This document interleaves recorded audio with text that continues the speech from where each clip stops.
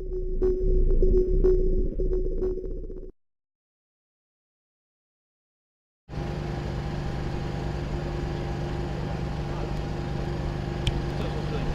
what we're trying to do is recreate the murder scenes from John Steinbeck's Of Mice and Men, and try to give the kids a real-life experience of what the actual CSI team from Norwalk would do under these circumstances. Before, we had a mock trial in the classroom, and I brought a lawyer in a few years ago.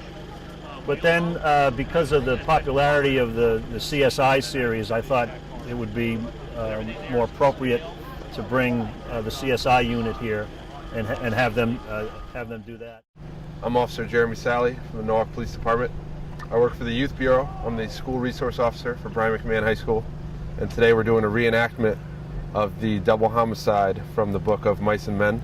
We're working with 11th, 12th grade students, kind of do a walkthrough and kind of see our end of what we would do if we come up upon a crime scene that had something to do with that double murder, like what happened from the book.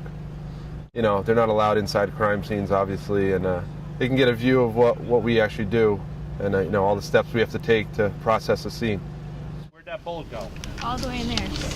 It could, I'm gonna start searching that green container over there. I'm gonna look at the side of that to see if it hit it there. I'm gonna have to start looking at the fences, and then I'm gonna take a metal detector. I'm gonna go up into that hill over on the other side of the fence. I'll kind of draw a couple of things, and then I'll draw the body in a position it is, and I'll put like little circles of like items 1, 2, 3, 4, 5, 6, and here's where the items are. So I'm gonna pick that gun up and collect it.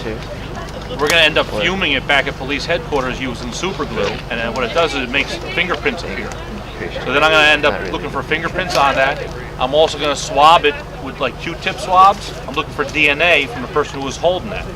On a gun like that, most of the places where you're gonna find DNA are gonna be in the pistol grips, because it's like that plastic checkered rough surface. Also, if you look on a slide, there's these grooves that you use to pull the slide back to cycle it, so you're going to end up having a lot of friction there.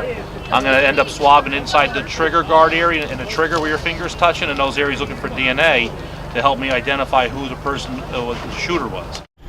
I think it's a perfect example of what we could do to bring the community into the classroom and bring the classroom into the community, the kind of thing that we need to do more of.